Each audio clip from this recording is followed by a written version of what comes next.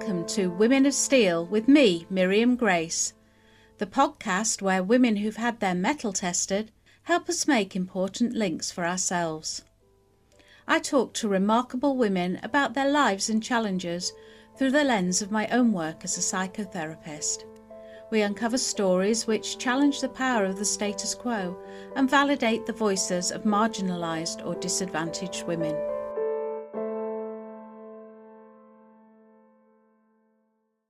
In this episode, I speak to ceramic artist Ruth Elizabeth Jones from her first discoveries as a teenager of the magic of clay and the alchemy of fire, and the part it has played in her well-being and character development right into midlife.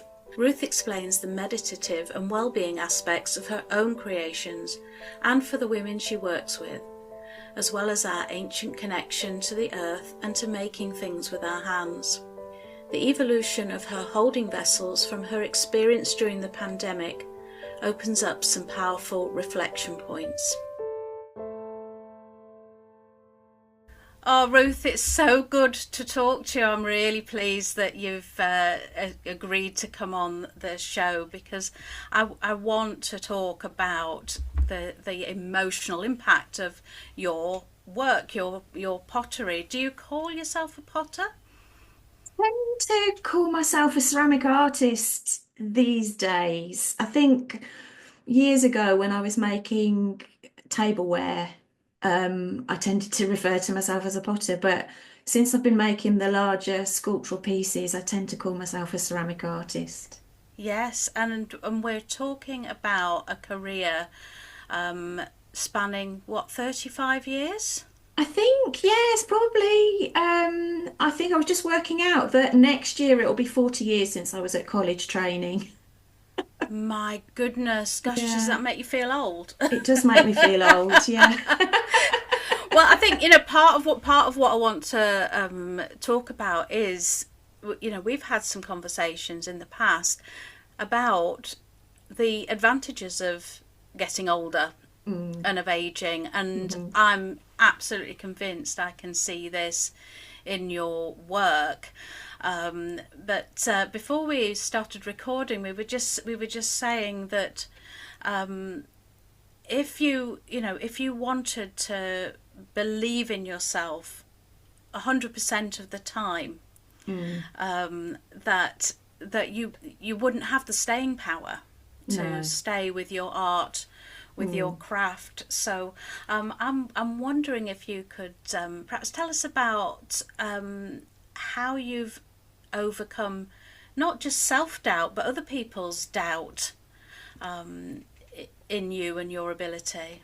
I think one of the overriding things for me is that I'm really, really passionate about the subject. And even though I've had disappointments and difficulties, and I've had periods where I haven't made work, because I've been looking after small children or I've been ill or, other life things have happened.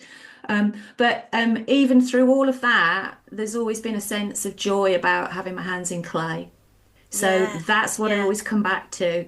So even if something's gone wrong and there are a lot of technical difficulties, it's not an easy path. It's not like painting a painting and you put the paint on the canvas and the yeah, paint dries and that's it. There's yeah, there's an unexpected sort of magical element, which is the action of fire in the kiln. yeah. So even if you've got pieces that are robust and have dried beautifully and there can always be wild cards. So I learnt that very early on about you have to take the knocks, and if you can't take the knocks, then this isn't the business for you. Yeah, Because there are lots of different knocks out there, not just yeah, technical ones. yeah. But I always come back to the joy of having my hands in clay and the feeling of that. I just have a deep connection to it. And so that love of the material is what has sustained me, I think. Yeah, yeah. Can you remember the first time? I The first absolutely can. time? Yeah, Tell me about absolutely. that. Yeah, so at high school, in my first year at high school, I had a lovely art teacher called Mrs. Dooley, and she had a specialism in ceramics as well as art. So in my first year senior school art class, we were given a bit of clay and we were told to make an elephant of all things with a beautiful howdah. We had these lovely imagery of Indian culture and beautiful ornament. And I felt the clay in my hands, and it was really instant. It was a very powerful Yeah. experience. It was like Yeah. almost like electricity. It was like, oh my God, this is amazing. And I was able to shape it. Wow. I was able to look at two-dimensional pictures, and I was able to create three-dimensional shapes very easily. And my art teacher commented on that right from the word go. She said, your sense of 3D is impressive. And Yeah. so I built a great relationship with that teacher and went all through school. I did, obviously did O-level art with her, which had a ceramics element. Yes. And went on, left school at 16, was very lucky in Birmingham to have Bourneville College of Art, which has subsequently become part of the Central University. But back in the day, back in the 80s, it was an independent art school and you could go there from age 16. So rather than doing Mm. A levels and taking that route, I went straight to Mm. art school at 16 and yeah, I studied three-dimensional design. So I covered a lot of other materials as well because I just wanted to explore other materials. I wanted to check whether Yeah. clay was my thing. Mm. And it was a great course because we did, jewelry, metalwork. I did wood, I did plastics, I did Mm. plaster, did some Mm. mold making, and obviously learned my sort of first, sort of real steps in ceramics there, and then went Wow. on to study studio ceramics in Derby. Yes. Um, Which is where I yeah, actually met you. So I met you many years when you were ago. very young, and then of course after you graduated, came to your very first studio, and because we were all skint at the time, bought my very first seconds because seconds were what I could Oh, afford on my budget then. But when you were talking about the that electric moment, it mm, reminded me a bit of how some musicians describe when they yeah, find their instrument. yeah, It's just like a recognition, and it yeah, is almost to me, I start to think of those centuries of mm, women that have mm, put their hands in clay. Now, I don't know a lot about the history hmm. of this, but I'd really love to have a little bit, mini tutorial from you on what clay, how clay is associated with women and their lives over centuries. So it's really interesting. So during my studies, there was a lot of talk about medieval ceramics and throne ceramics, and everything seemed to sort of start at the medieval and go, and then we obviously had this big industrial phase, and then studio ceramics developed. But I always had an interest in what came before. And one of the Mm. very first projects that we did at the course at Derby was a primitive firing project. So we harvested clay from the local environment, we processed it, we made pots out of it, we made a primitive kiln out of it, and we fired that work.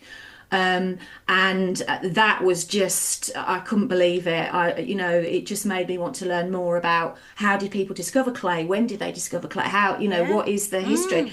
And it's incredibly ancient. I mean, I Mm. more or less think as long as there's been humans, there's been activity Mm. with craft and hands and making things, Yeah. whether it was through necessity, tools, Mm. or whether it was through spiritual or Mm. ornamental, Mm. celebratory Mm. kind of Mm. needs.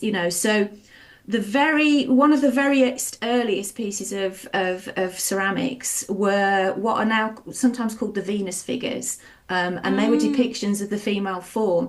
And the earliest piece that I've come across is from what was the Czech Republic, is now known as Czechia.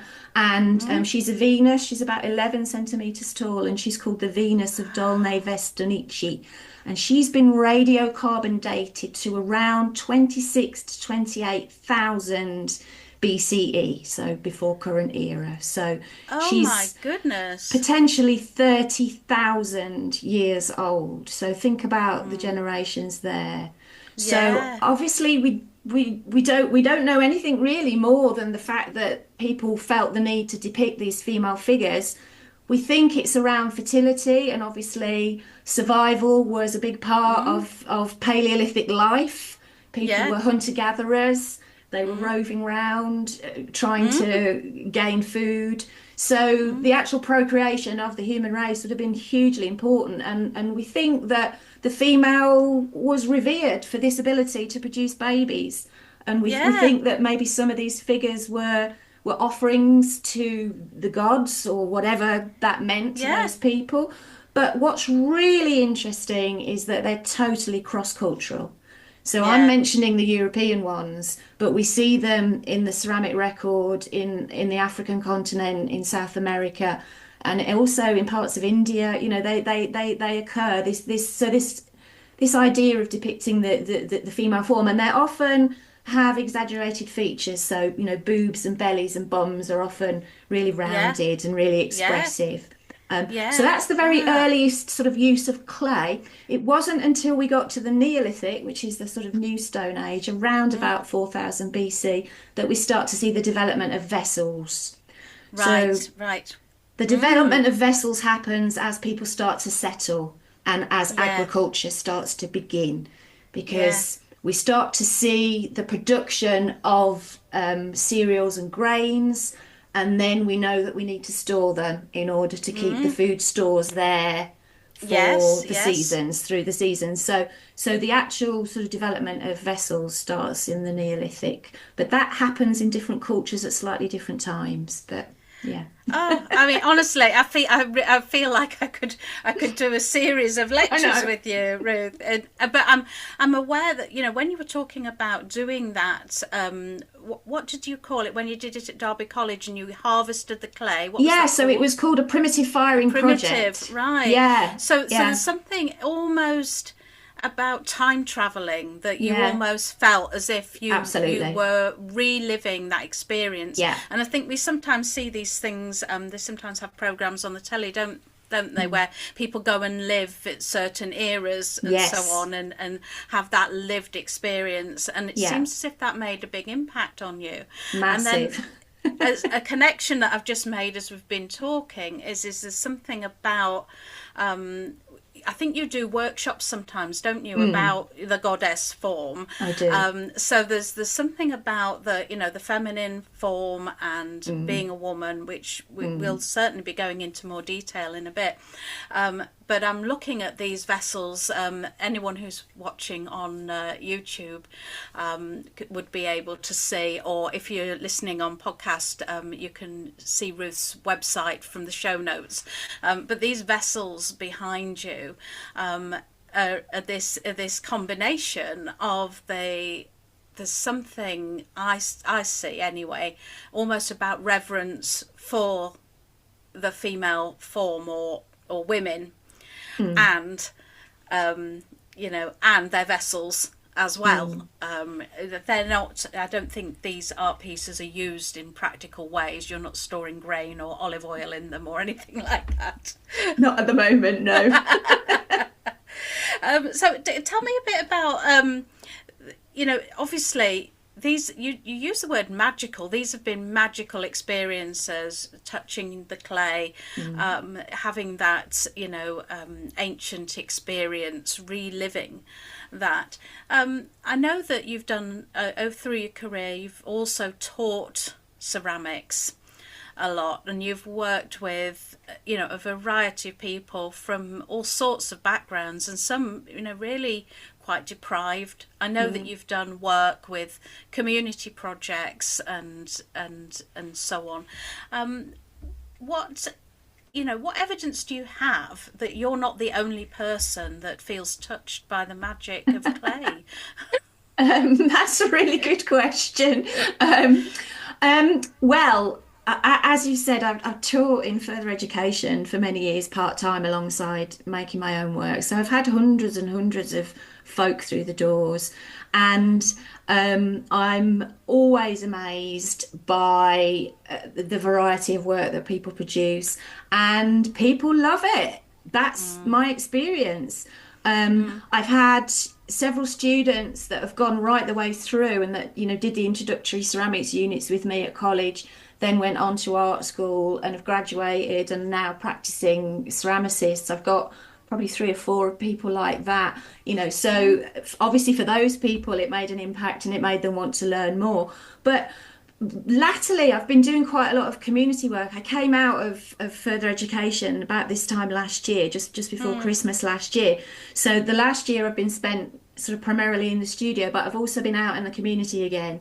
Before I worked in further education colleges, I did a lot of work in the community in the old days when we used to have evening classes and things like that. So it's really interesting because a lot of the projects that I've been working on recently have had a well-being aspect, because it's been acknowledged sort of post-pandemic that creative activity, and particularly working with the hands, quiets the mind and can help with our well-being. So I've been working with a group of women in Estalmuir, which is a very rural part of Dumfries and Galloway. And one of the main emphasis on the project was about combating isolation and improving people's well-being. So I've had 12 weeks with this group of women, and most of them were complete beginners, so they hadn't done any ceramics at all. So we were able to work through, a range of different techniques, and then at the end we had time to do a personal project. So I was able to work individually with people and talk about their interests, what had they enjoyed over the previous few weeks, which techniques did they want to explore further. And the feedback was just hugely positive. We've got friendships that have formed. We've got a little network. They've got a little group now. They're going to be meeting even when I'm not there to teach them. They've got enough knowledge now. So I know from the act of teaching how it impacts people. Lots of positive stories about students, and it's not just about going and making it a career. It's about if it brings you joy, then it's going to add to the quality of your life, even if you're not doing it full time. So I think there's two distinct strands here, aren't there? There's the well-being strand, and there's the calling almost of your soul and that electrical connection to the clay. And then there's also can you make a living with this, so that given that we work for most of our lives, it's like, could you do what you love to make a living? And I'm sure that's been quite a testy question for you on and off over the last 40 years or so. What I imagine that when you set out, this wasn't seen as a particularly good career option. No, I mean my parents were very supportive, but I did have some friends that I lost actually when I sort of went off to art school. One friend in particular who was very sort of science based was, what how are you going to get a job doing this, Ruth? What are you going to do? And at the time, all I could think was, this is my passion. I'm following my passion. This is what I'm doing. I'm going to worry about some of that other stuff when I've learned what I need to learn to do what I need to do. So but it is a struggle, and you have to be very dedicated and determined. I never set out to be a teacher. I didn't realise I could be a teacher. I fell into teaching when I graduated. I was offered some part-time work and I absolutely loved it. And I realised that my enthusiasm for the material spread out in the classes. I couldn't help myself to get excited about it. Woo, look at that. What you've made. I can get quite animated. And I actually realised that I liked the teaching side of it, so for many years I had the dual career going on, but it was always a frustration because I felt that, had I wanted a career in FE, I could have gone into management, I could have gone up the chain, I could have become full-time, I could have gone and worked in different colleges, but it was difficult to do that while I was running a studio and making my own work. And then also on the other side, I felt like I wasn't able to put everything into it because my teaching commitments, my job was quite stressful, particularly during the pandemic and after the pandemic. So Yes. it is really difficult. I'm at the point now where I've given up the full-time teaching, but I'm still doing not I'm giving up the permanent job, as it were. Yeah. Yeah. And I'm Yeah. and I'm doing freelance now, and it is a bit Mm. hairy. It is a bit Mm. hairy. Yeah. Um, but Yeah. I'm sticking with it for now. And I try not to. It's not. You can change stuff. You can switch things up. If Yes. you need to go Yeah. and do something else, I'm prepared to go and do that. I think that's the thing. If you are thinking about a career like this, you've got to be prepared to switch things up. I think most people that work in creative industries do not have the same job for 20 years.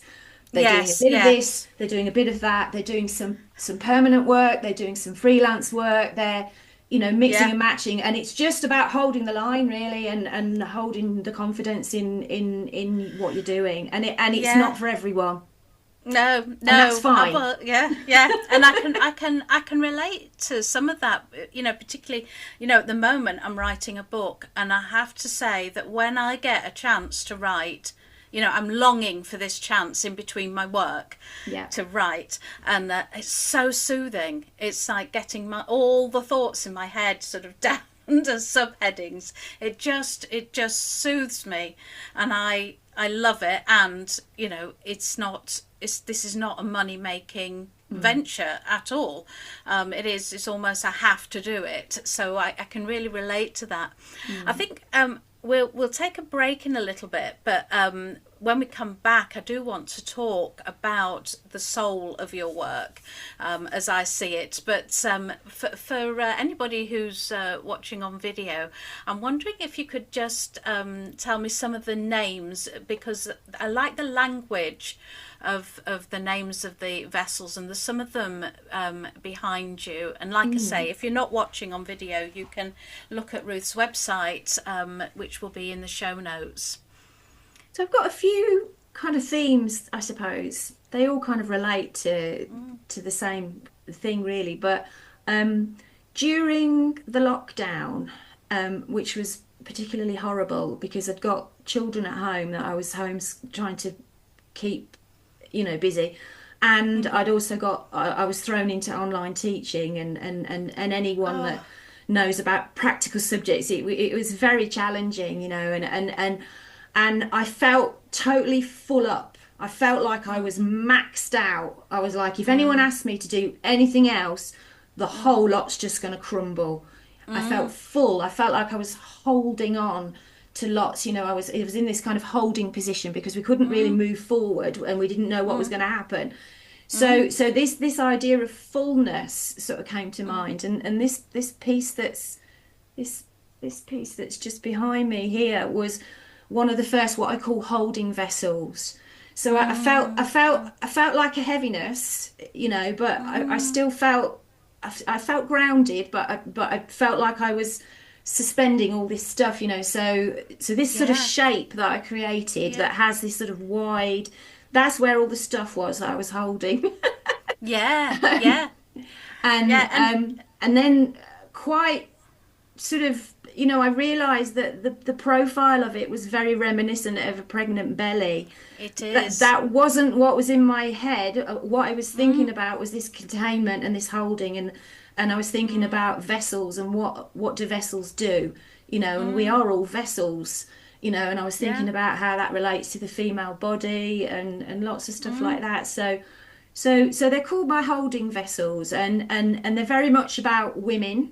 because my experience of the lockdown was very different to my husband's, Mm. and I Mm. think that was Mm. the case for a lot of women, Mm. Mm. particularly if you'd got care responsibilities. Mm. So yeah, so that's that kind of series of work, and I've played around with that form, and the more I make and work with that form, the more I realise how subtle and varied it is, and it's all about how I place the pieces are all made with individual coils that are rolled out. So it's a piece of clay Mm. that's rolled out and then flattened like a ribbon and then joined on. So they're very slow to grow, and it's millimeters of difference in how I place the coils on and then how I work the clay as to how the form develops. And I'm always looking at that line, always, making sure that I'm happy Yeah. with that line. But I Yeah. It also, sounds quite. Yeah. Go on. no, no, I was just going to say, I also got a series of work which I call my floating jars, the one Mm. behind me on this Mm. side,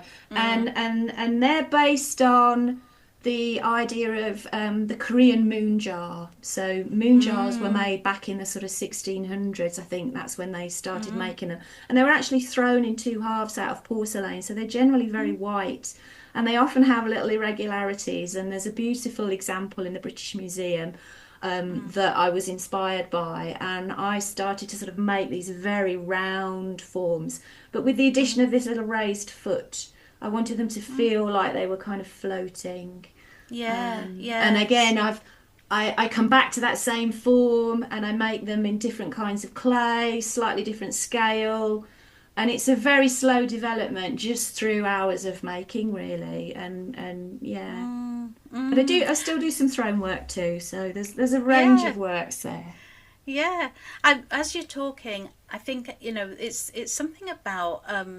It sounds so meditative. Mm, The slow when you talk about mm, this slow building, when you mm. talk about form, the pace seems meditative or something. Is that your experience? You're nodding your Very head. much.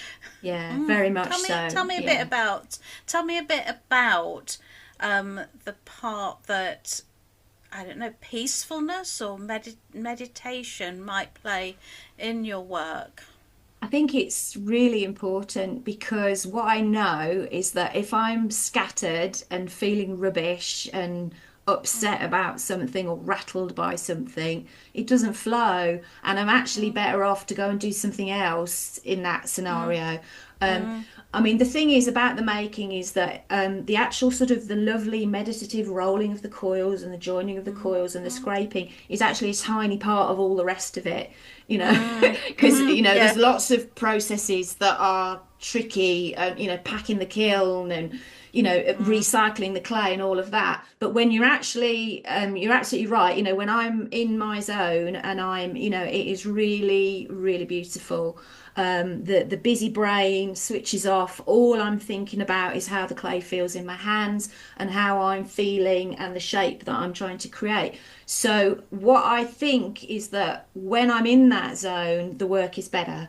When you fire a batch of work, maybe you've got 6 or 7 pieces in a series. There might be one or two in there that are really special, and you can bet your Mm. bottom dollar that those are the ones that the day that I was really in my zone was the day that those were produced. Mm. There will always be some really special pieces in amongst, and there's almost it's a bit of magic. It's just, I don't know, the Mm. vibe of the day. But um sometimes the clay's a little bit too stiff for what you want to do. Sometimes it's about stuff like that, but it's more likely just about how I'm feeling, really. So I think if I'm feeling really calm and in the zone, I think that comes across in the work, even Mm. though it goes in a kiln and it undergoes over 1,000 degrees of heat. There's still an essence of me and my hands and my essence in the work. Maybe that's what it is. Yeah. Yes. Well, we'll take a break now, Ruth, and when we come back, I want to, talk a little bit more about the well-being aspect of your work, and also something about aging. I know that we've got a little discussion to have around the word hag, um, so I'll speak to you about that after the break. Are you coming out later in life? Are you partnered with someone who is? The Women with Women conference has you covered. Meet like-minded people and hear from authors, therapists and specialists at a beautiful venue in Sheffield. The first Women with Women conference is set for June 2025, and with limited spaces, tickets are available at womenofsteel.co.uk. We'll see you there. This event is not open to men or straight people. Okay, welcome back. I'm talking to Ruth Elizabeth Jones, ceramicist, artist, potter. I think you say you're a ceramic artist, don't you? And we've been talking about the power and the magic, really, of Ruth's relationship with clay, and that might be, you know, something that you can resonate with as a listener. And in the break, Ruth and I were just chatting about what's it called, wild clay? People are calling it wild clay. Yeah, Tell me a bit about that. Well, it's just this idea. So clay was formed millions and millions of years ago. You know, clay is actually decomposed rock. That's what it is, and it takes millions of years to make. So the clay that we're using today is the same clay that the ancient potters were using all those thousands of years ago. And it's really popular at the moment. So what a lot of potters are doing is they're harvesting wild clay in their local environments, and they're bringing that into their work. There is quite a lot of processing involved, and oftentimes there's impurities in there, you know. So, you know, a lot of people are looking back at the history of ceramics in their areas and trying to find out, was there a local pottery here? Was there a tile works here? Was there a brick factory here? And if there was, you know, trying to find out where the clay pits are and seeing if there's any clay left, and then incorporating that into their own work. So, you know, it gives the work a sense of place then. So, and it's been one of the women that I've been working with at Estelle Muir is an artist, and she's been looking at using some of the clays as pigments in her paintings. So we'd been having a little look at the local clay, and we'd been recycling some of it, and it's really interesting, you know. It's obviously, as I say, it requires a bit of processing and a little bit of knowledge to work with it, but it's hugely exciting. You know, I think about 80% of the British Isles has got clay underneath it. So in some places you have to dig for it, and in other places it sits on the surface. But it's an amazing resource. And your passion, I think, really comes across, Ruth. And you know, I think there's something about some part of you almost believes in magic. I do believe in magic. Yes. And it is magical. I don't actually know how you cope with. I've seen this on Pottery Throwdown. You watch Pottery Throwdown, don't you? And you know, and sometimes, you know, these really great pieces go into the kiln and they break. Absolutely. And you know, and I don't know how you cope with that. I don't know how they cope with that. Again, it comes down to the passion for the material, you know, and just a determination. You know, very early on at college, I think just at the end of my first year, I had 3 months worth of work in one kiln, and the kiln melted down and it was all spoil. So, and it was right at the end of, you know, I was just going into the summer holiday.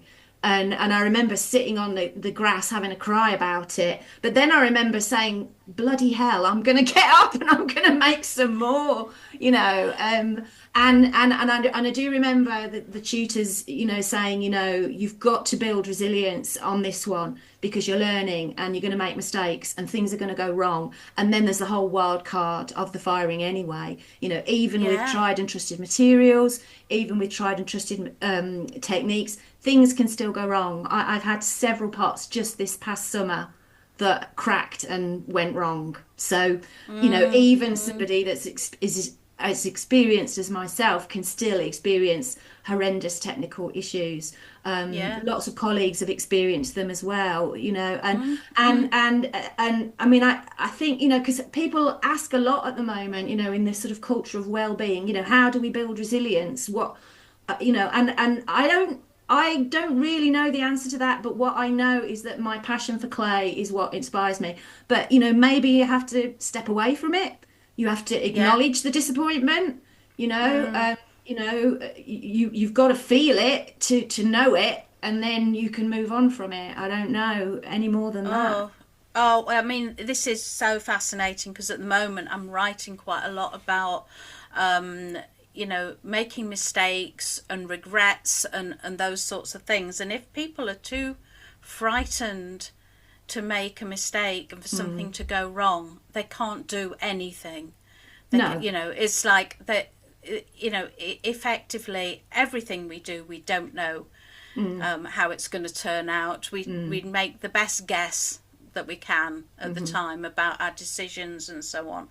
And it's this ability to be able to say to ourselves, well, maybe when I was 4, I couldn't cope with a relationship not working because my survival depended on it.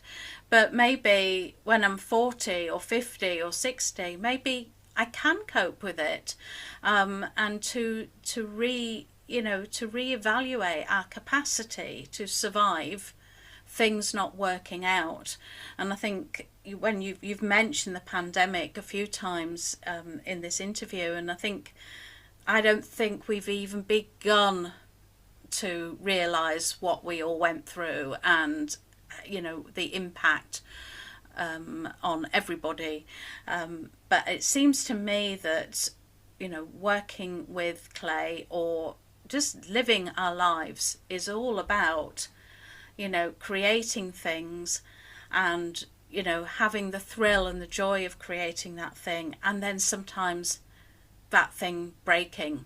In fact, I'm just thinking, you gave my partner and myself these beautiful little cups, and because we've used them, one's gone in the bin from smashing, and the other one is living with a great big chip out of the top, and it's really upsetting when you lose a beautiful original piece like that.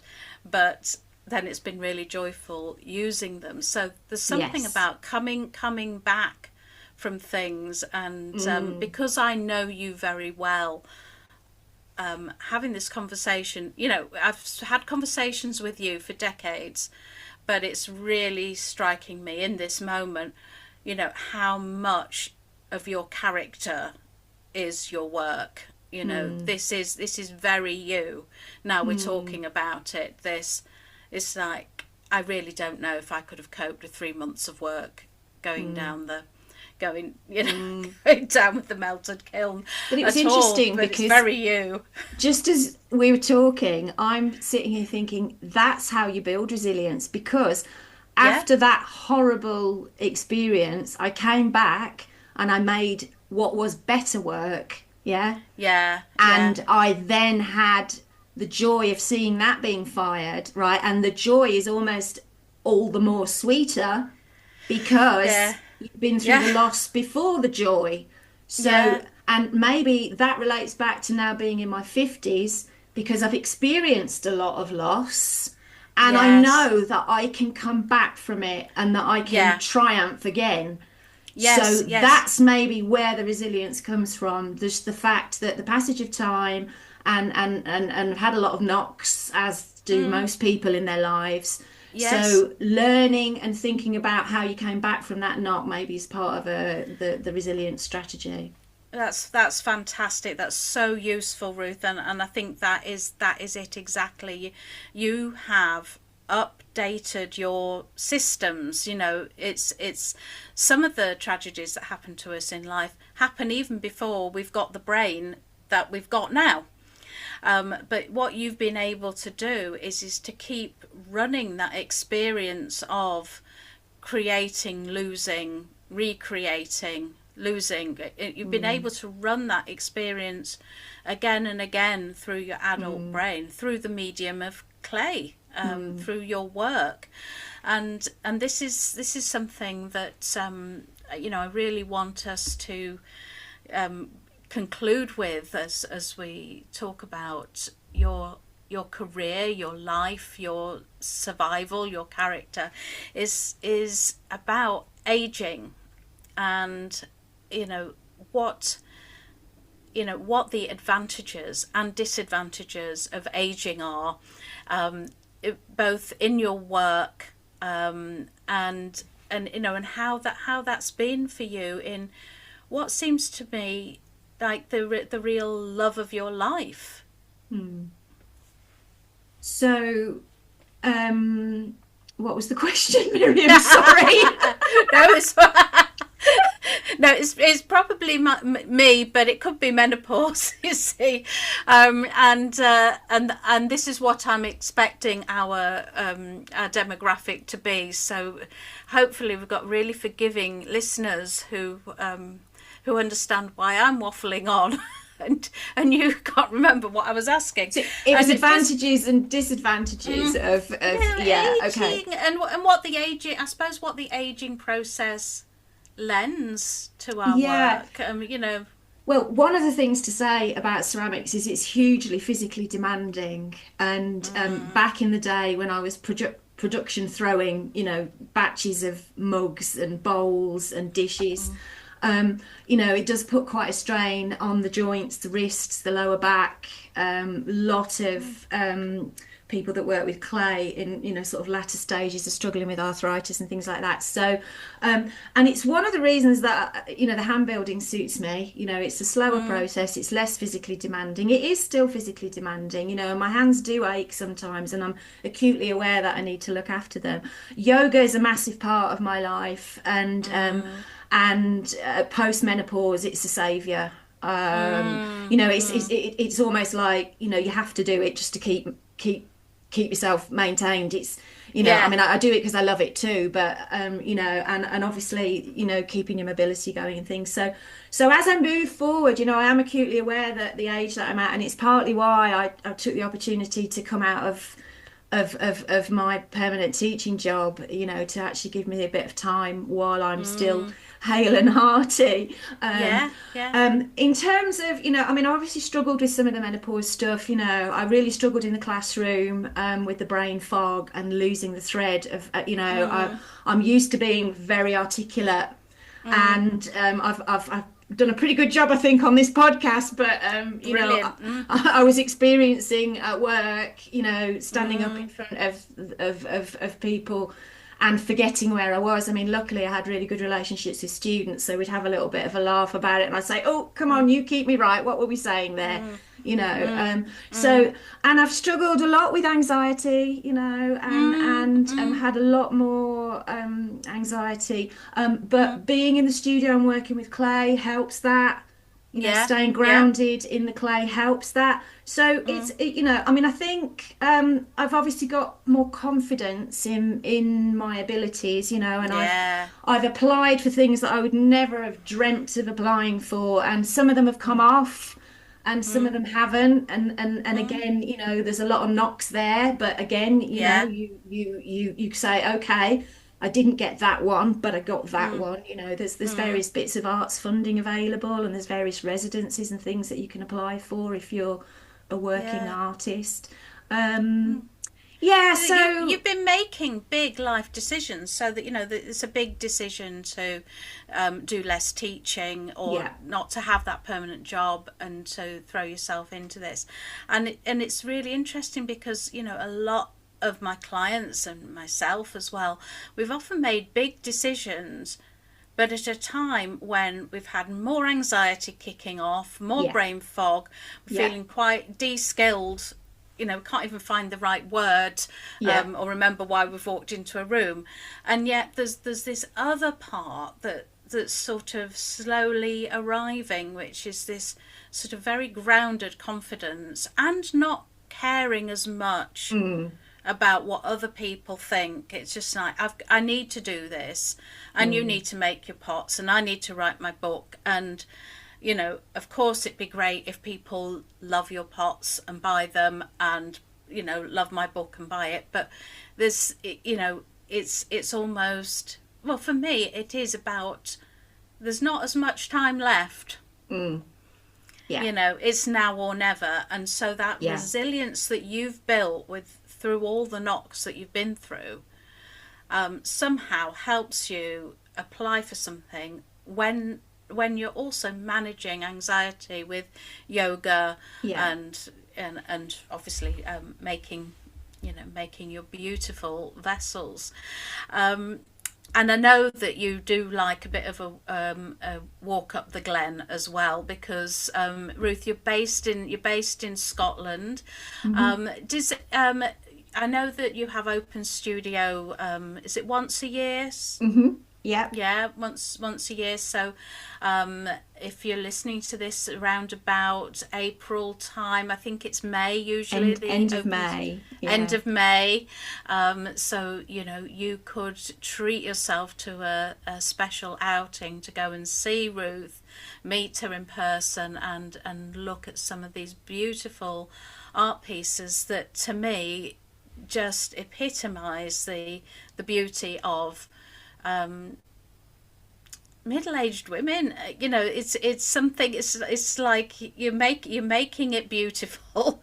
It's the soul. Our bodies might be sagging, but our souls are really almost at their best in terms of arriving at our sort of peak moment. I think of it as seasonally that we're coming into our harvest. And it's scary because just before harvest a storm can come and take a crop out. And so there's this capacity that you have, Ruth, that really would encourage people to emulate, which is just do it, just do it. And don't worry too much about what's going to happen, because that won't change the outcome anyway. Once the pot's in the kiln, it's that's over it. To the kiln gods, as we say. Yeah, and life too. I really wish you so much success with your career. This peak that you're at, and I'm using my hands now to demonstrate this, the beautiful shape of the holding vessels, and you do these nests as well. I don't think you've got one there behind you, but I think I've got a nest. I've got one handy. That looks is. I think your inspiration for that was a wasp's nest, wasn't it? It was, but it was a subconscious thing. It was, I was thinking about seed pods and all the potential that a little pod holds and what can come from it. And I was throwing them in two halves, and then I realised that I'd got a little wasp's nest that a neighbour had saved for me, and on the shelf, and the strata and the lines in it were very similar to. I think the way that inspiration works is a magical thing, so stuff goes in, and then there's some kind of process, and then it comes out, but it doesn't necessarily come out at the same time or in the same way. So I think that's a bit of magic there too, and always keen to encourage that in people. Yeah, and the point of the podcast is to share stories, and we're using words to connect with other people. But I think the magic for me around your art and other people's art and craft as well is the non-verbal expression of the things that we've just been verbally expressing, and there's something transcendent when we stop using words and just feel it, just be it, just experience it.